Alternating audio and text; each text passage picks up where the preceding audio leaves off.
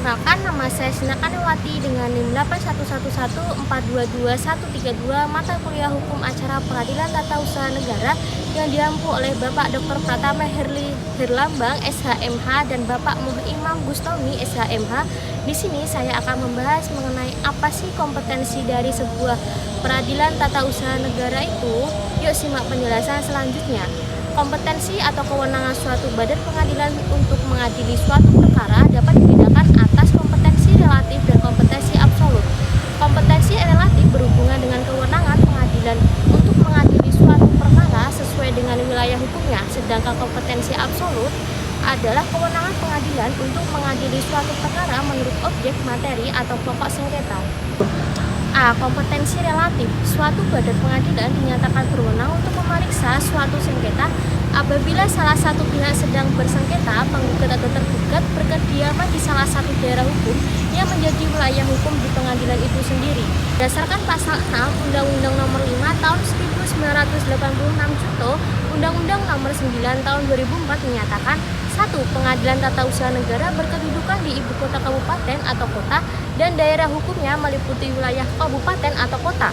Yang kedua, Pengadilan Tinggi Tata Usaha Negara berkedudukan di ibu kota provinsi dan daerah hukumnya meliputi wilayah provinsi. Adapun kompetensi yang berkaitan dengan tempat kedudukan atau tempat kediaman para pihak, yakni pihak penggugat dan tergugat, dalam pasal 54 Undang-Undang Nomor 5 Tahun 1986, Undang-Undang Nomor 9 Tahun 2004 diatur sebagai berikut.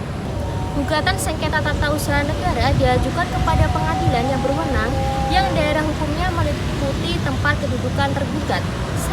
Apabila tergugat lebih dari satu badan atau pejabat tata usaha negara dan berkedudukan tidak dalam satu daerah hukum pengadilan, gugatan diajukan kepada pengadilan yang daerah hukumnya meliputi tempat kedudukan salah satu badan atau pejabat tata usaha negara.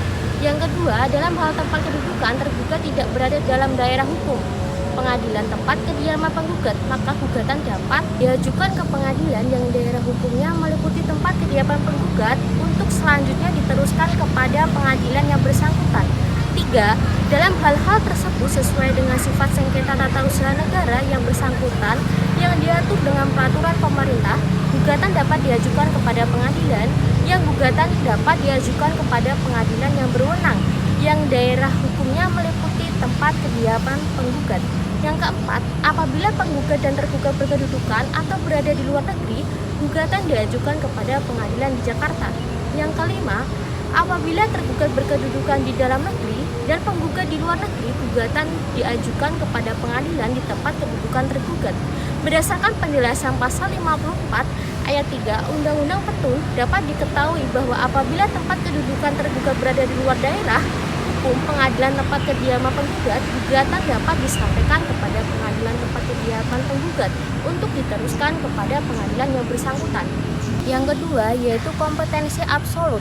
Kompetensi absolut sendiri adalah sengketa tata usaha negara yang timbul dalam bidang tata usaha negara antara orang atau badan hukum perdata dengan badan atau pejabat tata usaha negara baik di pusat maupun di daerah sebagai akibat dikeluarkannya keputusan tata usaha negara termasuk sengketa kepegawaian berdasarkan peraturan perundang-undangan yang berlaku pasal 1 angka 4 Undang-Undang Nomor 5 Tahun 1986 Junto Undang-Undang Nomor 9 Tahun 2004.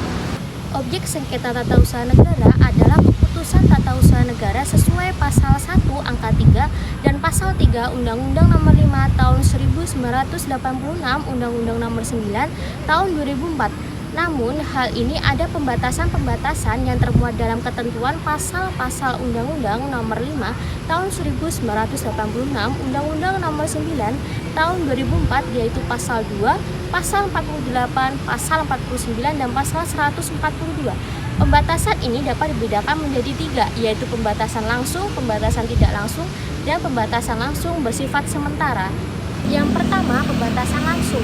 Pembatasan langsung adalah pembatasan yang tidak memungkinkan sama sekali bagi petun untuk memeriksa dan memutus sengketa tersebut. Pembatasan langsung ini terdapat dalam penjelasan umum pasal 2 dan pasal 49 Undang-Undang Nomor 5 Tahun 1986. Berdasarkan pasal 2 Undang-Undang Nomor 5 Tahun 1986, Undang-Undang Nomor 9 Tahun 2004 keempat, menentukan bahwa tidak termasuk keputusan tata usaha negara menurut undang-undang ini. A. Keputusan tata usaha negara yang merupakan perbuatan hukum perdata. Yang kedua, keputusan tata usaha negara yang merupakan pengaturan yang bersifat umum. Yang ketiga, keputusan tata usaha negara yang masih memerlukan persetujuan. Yang keempat, keputusan tata usaha negara yang dikeluarkan berdasarkan Kitab Undang-Undang Hukum Pidana. Yang kelima, keputusan tata usaha negara yang dikeluarkan atas dasar hasil pemeriksaan dalam pengadilan berdasarkan peraturan perundang-undangan yang berlaku. Selanjutnya, ada keputusan tata usaha negara mengenai tata usaha Tentara Nasional Indonesia dan keputusan Komisi Pemilihan Umum baik di pusat maupun di daerah mengenai hasil pemilihan umum. Yang kedua, pasal 49, pengadilan tidak berwenang memeriksa, memutus, dan menyelesaikan sengketa tata usaha negara tertentu dalam hal keputusan tata usaha negara yang disengketakan itu dikeluarkan. A. Dalam waktu perang, keadaan bahaya, keadaan bencana alam atau keadaan luar biasa yang membahayakan berdasarkan peraturan perundang-undangan yang berlaku. Yang B. Dalam keadaan mendesak untuk kepentingan umum berdasarkan peraturan perundang-undangan yang berlaku.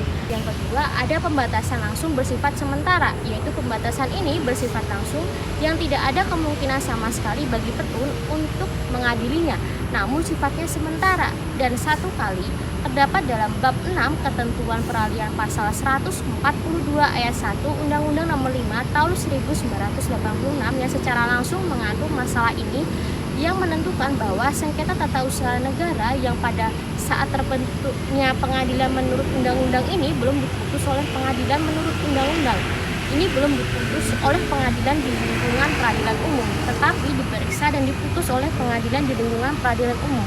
Batasan tidak langsung ini terdapat di dalam pasal 48 Undang-Undang Nomor 9 Tahun 2004 yang menyebutkan bahwa satu, dalam hal suatu badan atau pejabat tata usaha negara diberi wewenang oleh atau berdasarkan peraturan perundang-undangan yang menyelesaikan secara administratif sengketa tata usaha negara tersebut harus diselesaikan. Yang kedua, pengadilan baru berwenang memeriksa, memutus dan menyelesaikan sengketa tata usaha negara sebagaimana dimaksud dalam ayat 1 jika seluruh upaya administratif yang bersangkutan telah digunakan. Yang ketiga, yaitu ada pembatasan tidak langsung, yaitu pembatasan tidak langsung sendiri adalah pembatasan atas kompetensi absolut yang masih membuka kemungkinan bagi PT TUN untuk memeriksa dan memutus sengketa administrasi dengan ketentuan bahwa seluruh upaya administratif yang bersedia untuk itu telah ditempuh. Sekian pemaparan dari saya, apabila ada salah kata mohon maaf. Terima kasih. Wassalamualaikum warahmatullahi wabarakatuh.